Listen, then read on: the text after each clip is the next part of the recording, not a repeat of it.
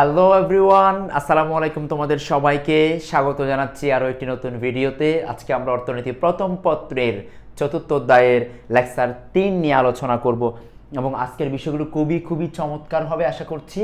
যে অর্থনীতি প্রথম পত্রের তৃতীয় অধ্যায়ের বাকি যে আমাদের থিওরিটিক্যাল কনসেপ্ট ছিল প্রতিটা বিষয় আমরা পরিপূর্ণ ইনশাল্লাহ তোমাদের জন্য আলোচনা রাখবো। প্রথমে আমরা দেখব হচ্ছে একচেটিয়া প্রতিযোগিতামূলক বাজার। এগুলো নিয়ে কিন্তু আমরা শর্টকাটে আগে আলোচনা করেছি, এখন একটু বিস্তারিত আলোচনা করব। একচেটিয়া প্রতিযোগিতামূলক বাজার, তাহলে একটু দেখো প্রথমে যে বাজারে বহু সংখ্যক ফার্ম তার মানে বহু সংখ্যক বিক্রেতা পৃথক অথচ নিকটতম বিকল্প ভিন্ন ভিন্ন হবে তবে কাছাকাছি মিল থাকবে এরকম পণ্য উৎপাদন এবং বিক্রয় করে তাকে বলা হচ্ছে একচেটিয়া প্রতিযোগিতামূলক বাজার।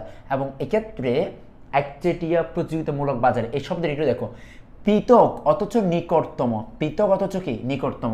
আমি যদি একটু বলি, যেমন কলমের বেলায় তুমি বাজারের মধ্যে দেখবা একই ডাজের অনেক রকমের কলম আছে, প্রত্যেকটা দিয়ে কিন্তু লেখার কাজ হয়, প্রত্যেকটা কিন্তু পৃথক আলাদা আলাদা কোম্পানি, কিন্তু কেউ দেখবা হচ্ছে ক্যাপটা একটু মোটা করবে, কেউ দেখবা হচ্ছে এটা একটু চিকনা করবে। পার্থক্য হচ্ছে নিকটতম, খুব বেশি পার্থক্য না, অল্প অল্প পার্থক্য, এটা হচ্ছে নিকটতম বা বিকল্প পার্থক্য। আচ্ছা, এক্ষেত্রে একজন অধ্যাপক অর্থনীতিবিদ খুবই প্রসিদ্ধ চেম্বারলিন সর্বপ্রথম একচেটিয়া প্রতিযোগিতামূলক বাজারের ধারণা দেন। তার মানে একচেটিয়া প্রতিযোগিতামূলক বাজারের সর্বপ্রথম ধারণা দেন কে? চেম্বারলিন। তার মতে বাস্তবে পূর্ণ প্রতিযোগিতা এবং একচেটিয়া উভয় ধারণা সম্পূর্ণরূপে খুঁজে পাওয়া যায় না, সাধারণত দুইটার কোনোটাই খুঁজে পাওয়া যায় না। সেজন্য উনি নতুন করে একটা ধারণা দিয়েছেন, সেটা হচ্ছে একচেটিয়া প্রতিযোগিতামূলক বাজার। এখন আমরা দেখব একচেটিয়া প্রতিযোগিতামূলক বাজারের বৈশিষ্ট্য। কি কি বৈশিষ্ট্য আছে, বৈশিষ্ট্যগুলো দেখি। এক নম্বর হচ্ছে বহু সংখ্যক বিক্রেতা। বহু সংখ্যক বিক্রেতা, তাহলে এক নম্বর কি হবে? বহু সংখ্যক বিক্রেতা। তাহলে এক নম্বর কি হবে? বহু সংখ্যক কি বিক্রেতা। দুই নম্বর হচ্ছে দ্রব্যসমূহ সাদৃশ্য কিন্তু পৃথকীকৃত, একই রকম দেখতে কিন্তু একটু পৃথক, তার মানে পৃথকীকৃত। তাহলে একই রকম দেখতে কিন্তু পার্থক্য থাকবে, তাহলে দ্রব্যসমূহ সদৃশ্য কিন্তু কি পৃথকীকৃত। এবং ফার্মের প্রবেশ ও প্রস্থানে তোমার হচ্ছে কি থাকবে? স্বাধীনতা থাকবে, তাহলে ফার্মের প্রবেশ এবং প্রস্থান করতে পারবে এক্ষেত্রে। এবং বিজ্ঞাপন অধিক গুরুত্বপূর্ণ, সেখানে বিজ্ঞাপন অনেক বেশি গুরুত্বপূর্ণ ভূমিকা পালন করবে। আর স্বাধীন দাম নীতি, দামের বেলায় হচ্ছে স্বাধীন দাম নীতি প্রণয়ন করা যাবে। দাম হচ্ছে ক্রেতা বিক্রেতা চাহিদা যোগানোর উপর ভিত্তি করে দাম নির্ধারণ করা যাবে। এবং বাজার সম্পর্কে সঠিক ধারণার অভাব, যেহেতু দাম ভিন্ন ভিন্ন হবে, বাজার নীতি থাকবে, তাহলে বাজার সম্পর্কে সঠিক ধারণা সবাই পাবে না। এই হচ্ছে আমার একচেটিয়া প্রতিযোগিতামূলক বাজার। দেখো, এগুলো হচ্ছে তোমার দুইটা ক্ষেত্রে কাজে লাগবে। একটা হচ্ছে জ্ঞানমূলক প্রশ্নের উত্তর দিতে, এটা হচ্ছে অনুধাবনমূলক প্রশ্নের উত্তর দিতে, আর সর্বোচ্চ হচ্ছে এমসিকিউ। এর বাহিরে এগুলো লাগবে না, এগুলো কিন্তু সিকিউতে আসে না। তুমি এতটুকু জানলে হবে যে কাকে বলে জানবা, বৈশিষ্ট্য জানবা, কাকে বলে জানবা, বৈশিষ্ট্য জানবা, এতটুকু জানলে এর বাহিরে তেমন কোনো কিছু লাগবে না। এগুলোর উদাহরণ আমি নিচে শেষের দিকে করে দিব একসাথে, সবগুলো সমন্বয় করে। আচ্ছা, এরপর আমরা যেটা দেখব সেটা হচ্ছে একটু করে তোমাদেরকে আমি আলোচনা করি বিষয়গুলো। এলোমেলো কেন? ওকে, তার মানে এখানে একচেটিয়া বাজারকে এর আগে একদম আমরা প্রথমে দিয়ে দিয়েছি, ওই জন্য এটার দরকার নেই। আচ্ছা, এটা যদি হয় তাহলে আমরা ডুয়োপলি বাজার নিয়ে একটু আলোচনা করি। দেখো, ডুয়োপলি বাজার, কোন বাজার বলেছি? ডুয়োপলি বাজার। দেখো, ডুয়োপলি শব্দটা ডুয়ো এবং পলি দুটি শব্দের সমন্বয়ে গঠিত হয়। ডুয়ো মানে দুইজন, ডুয়ো মানে কয়জন? দুইজন। পলি মানে হচ্ছে বিক্রেতা, তার মানে যেই বাজারে দুজন মাত্র বিক্রেতা আর অসংখ্য ক্রেতা তাকে বলা হচ্ছে ডুয়োপলি বাজার। তার মানে যেই বাজারে দুইজন মাত্র বিক্রেতা আবার অসংখ্য ক্রেতা তাকে কি বলা হয়? ডুয়োপলি বাজার বলা হয়। এবং ডুয়োপলি বাজারের বৈশিষ্ট্য দেখো, দুজন বিক্রেতা থাকবে, তাহলে বিক্রেতা কয়জন? দুইজন। আবার অসংখ্য কি থাকবে? ক্রেতা থাকবে। বিক্রেতার সংখ্যা বৃদ্ধি পাবে না, দুইয়ের অধিক হবে না, এতটুকুই থাকবে। এটা হচ্ছে আমাদের ডুয়োপলি বাজারের বৈশিষ্ট্য। কঠিন করে নিও না, এগুলো সিম্পল কথাবার্তা, একটু সহজ করে পড়ে নিও। আচ্ছা, অলিগোপলি বাজার। দেখো, অলিগো শব্দটি অলিগো এবং পলি দুটি শব্দের সমন্বয়ে গঠিত হয়।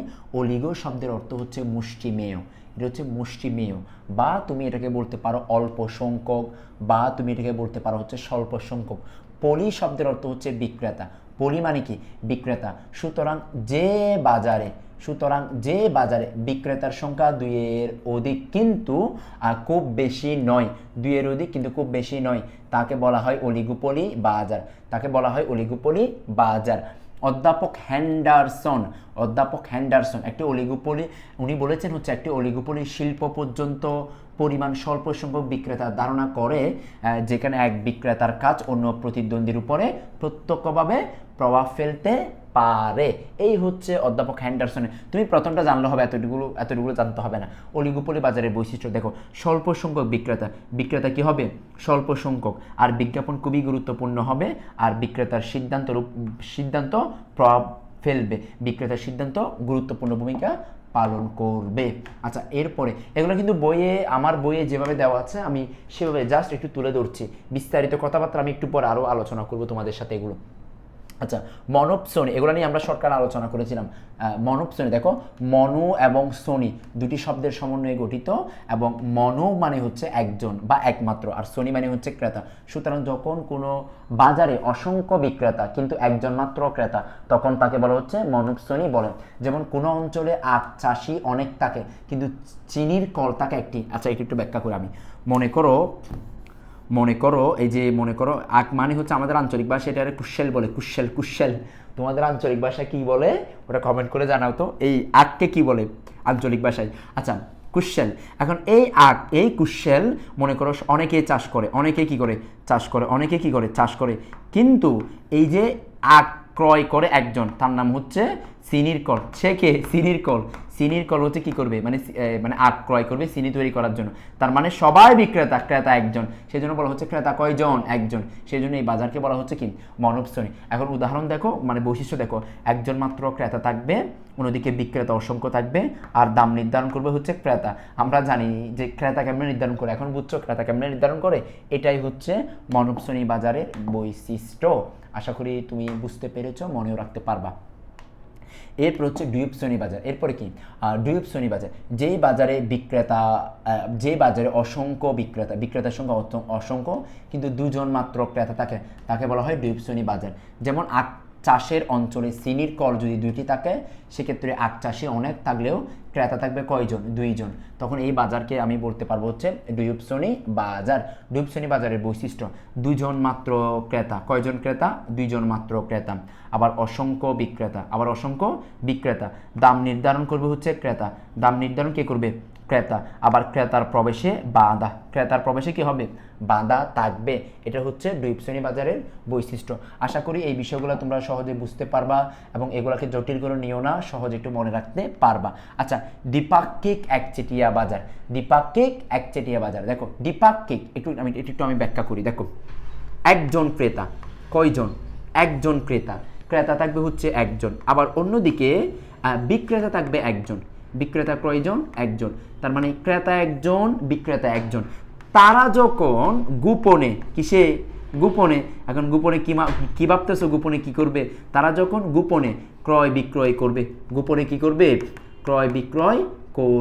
তখন তাকে বলা হবে দ্বিপাক্ষিক একচেটিয়া বাজার। তার মানে একজন ক্রেতা একজন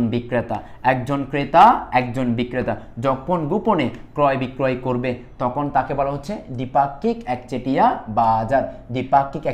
বাজার। তার মানে একজন ক্রেতা একজন বিক্রেতা গোপনে যখন ক্রয় বিক্রয় করবে, তাকে বলা হচ্ছে দ্বিপাক্ষিক একচেটিয়া বাজার। তাহলে দেখো, একজন মাত্র ক্রেতা কয়জন? ক্রেতা হচ্ছে কয়জন? একজন। তার মানে ক্রেতা কয়জন? ক্রেতা হচ্ছে একজন। অন্যদিকে ক্রেতা হচ্ছে কয়জন? ক্রেতা হচ্ছে একজন, আবার বিক্রেতা হচ্ছে একজন।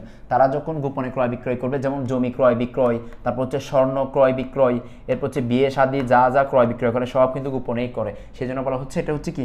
দ্বিপাক্ষিক একচেটিয়া বাজার। তার মানে একজন মাত্র ক্রেতা কয়জন? একজন। আর একজন মাত্র বিক্রেতা থাকবে, আর গোপনে ক্রয় বিক্রয় করবে, তাকে বলা হচ্ছে দ্বিপাক্ষিক একচেটিয়া বাজার। আশা করি তোমরা সহজে এই বিষয়গুলো মনে রাখতে পারবা, এটা নিয়ে কোনো জটিলতা তোমাদের দেখা দিবে না। আর একটু তোমাদেরকে বলে রাখি, সেটা হচ্ছে বইয়ের কথা।